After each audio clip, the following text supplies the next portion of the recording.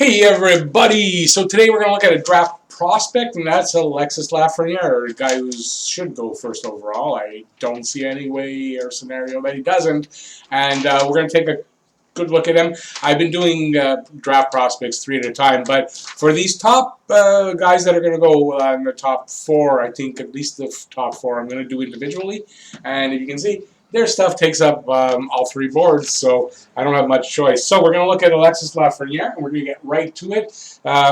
He is a 6'1", 194-pound left winger who shoots left. He is from Quebec. Not sure. I didn't think about hometown. He played for the Rimouski, I think they're the Oceanic.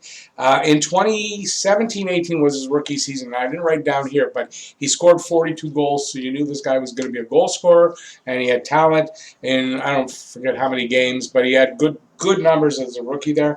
In 2018-19, so that's 2 seasons ago, 61 games, 37 goals, 68 assists for 105 points.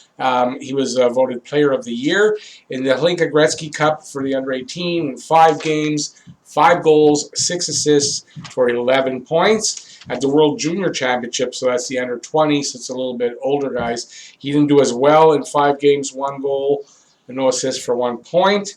Then in this past season, also still for Rimouski, of course, in 52 games, so that's 9 games fewer. He had 35 goals, 77 assists for 112 points. Again, voted Player of the Year. Sidney Crosby, who I think also played for Rimouski, was the only other player ever to win that 2 times. And I'm not sure if it's just to win it 2 times or if it's 2 times in a row, which Lafreniere did. I don't know if Crosby did 2 in a row, but I would think so. So the only 2 players ever to do that. At the World Juniors this past season, in the 2019-20, that's under 20 again. So Team Canada, he had 5 games, 4 goals, 6 assists, 10 points, helping to lead Canada to the gold medal. So now let's take a look at his skating. He's a good skater with good speed. He could improve here. Skating is something that he could improve on. He's got excellent acceleration. His stride, he's got a really good stride, power and balance, good agility and edge work. He's very, very tough to knock off the puck. That's what they say. Extremely tough to knock off the puck. He fights through checks so that he can skate with the puck, and he can come out through the checks with the puck, and he wins board battles. He smoothly changes direction on guys when he's one-on-one, so he's going in on the guy. He can smoothly change direction and go around them. So he's a really good skater, but it's an area that he could improve on. And this guy that I really like for scouting, especially prospects, is Draft Dynasty on YouTube. And he says he thinks he could be, I put as good as, but he says almost as good as McDavid. With improving his skating. So it's the one area where he says he really needs to improve, that he has got stuff to improve, and it could make him one of those elite kind of players. More than elite. McDavid is a little more than elite. There's these elite players, and there's guys like McDavid. So on the skating side, looks good. He's a good, solid skater. Could use a little bit of improvement, but it's not going to stop him from being a success in any way. His offensive game, he's got great hands. He's got really great hands. He's an elite shooter, strong and accurate shot, good wrist shot, good slap shot. He's got a good backhand. And if you look at Crosby's one of those players, really good with the puck, and he's got that good backhand. He can handle the puck on the backhand, and he can shoot on the backhand and be effective with it. He makes plays at top speed because he's got great vision and great passing skills, and he makes him a very creative and great playmaker. High level of anticipation and high hockey IQ. It's something I talk about with Nick Suzuki, that anticipation. I love his anticipation. It's one of the things that I think is going to make Nick Suzuki a great hockey player, and most great hockey players have that, and you got that here in Lafreniere. He's the modern type of power play quarterback by controlling. He controls the play from the half boards. So you get Lafreniere, you get yourself a power play quarterback, and I'm sure a damn good one. He is a natural goal scorer to go along with elite shooter and all that stuff. Yeah, he's a natural goal scorer. He could be a sniper. He's got sniping ability. He just the guy said, like, when he came in with the 42 goals in his first season, you figured this is a really good goal scorer, and it's kind of like he said, well, I can score goals, now I want to set them up as well, and he turned to becoming probably the best playmaker there is in this draft class. Great passer in high danger areas. One of his biggest strong suits. And you watch his game when he's around the net, side of the net, and he can pass right through the crease or right through the traffic there. He can make really nice passes going cross ice, just coming into the zone, middle of the zone, cross ice. That's a high danger because it's easy to pick off if you haven't read your lanes properly. You can get picked off pretty easily. And you know that the high danger areas, you got a guy that can make those like tape on tape passes without feeling rushed, and you know, setting up for really great chances, if not setting up sure goals. You want that from a guy. Where are we at? Adapts well, very creative playmaker. His read and react. He's got great read and react. So read and react is you read the play very quickly and react to it, make your decision what you're going to do. He does that, and that means he's capable of adapting as the situation changes when he's rushing in.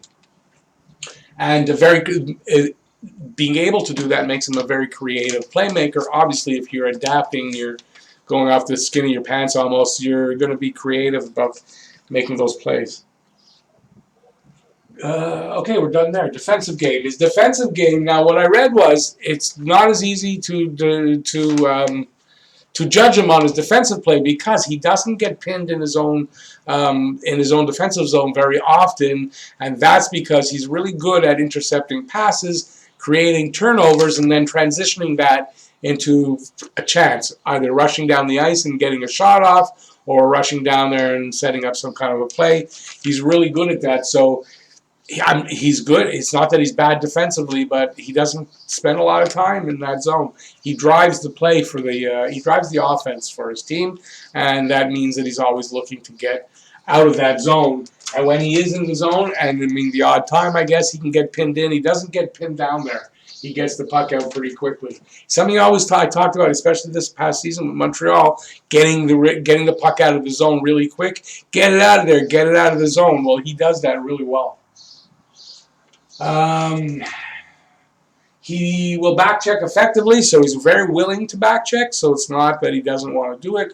Some of these really good players, they don't want to go back there. They want to kind of cherry pick, hang at the top, and get the chances, but he's very willing to back check, and to get the puck, just, you know, getting back there, getting the puck back, he's very good at doing that, and then he quickly transitions into offense. He's strong and physical in all three zones. He's a very strong guy.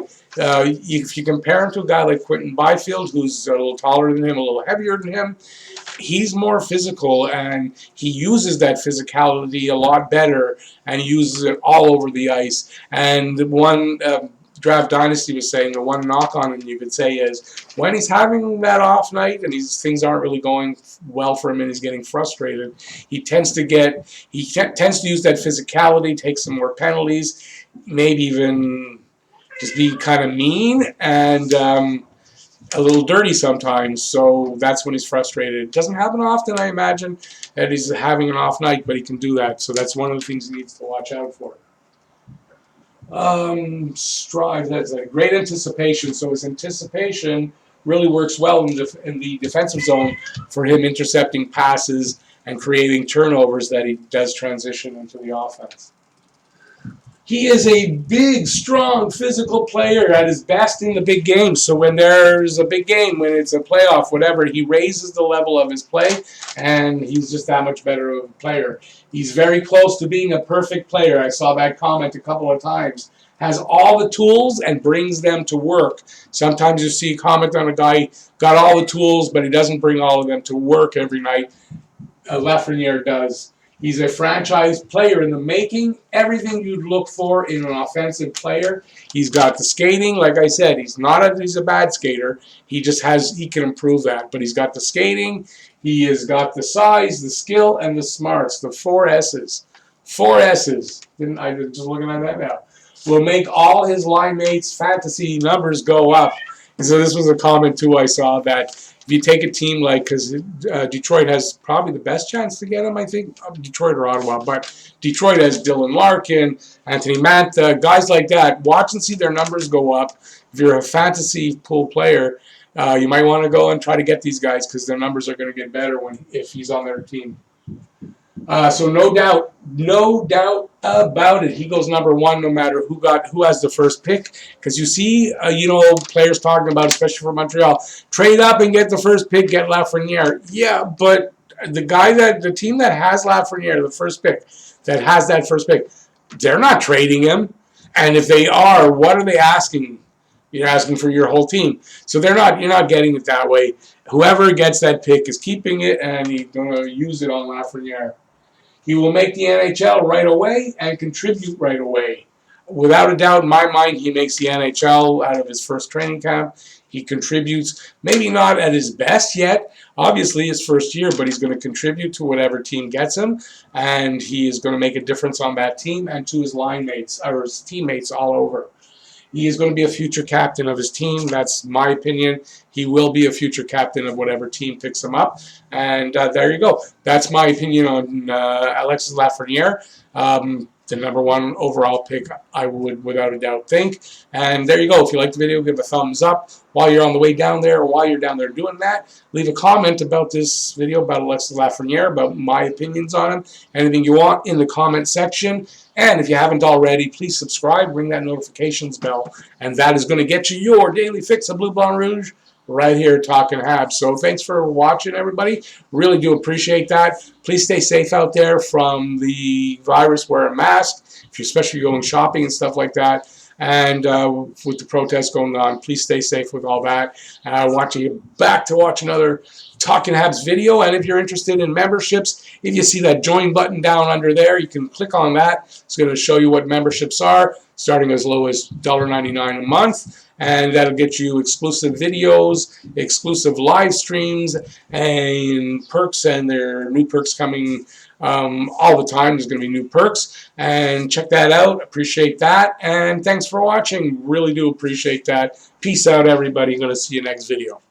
Bye, y'all.